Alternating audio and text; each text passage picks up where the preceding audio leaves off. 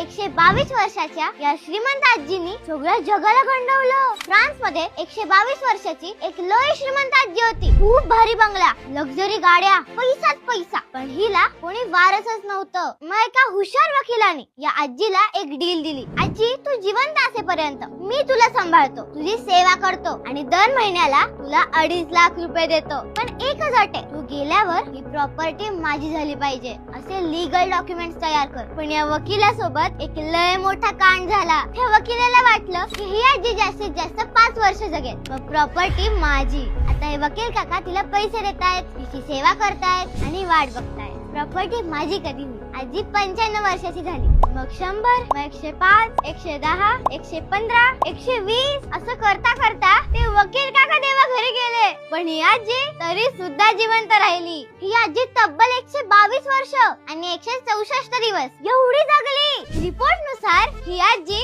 कुठलाच diet follow करत नव्हती, वर्कआउट करत नव्हती. अहो, ही आजी चॉकलेट खायची, ते सुद्धा आठवड्याला 1-1 किलो.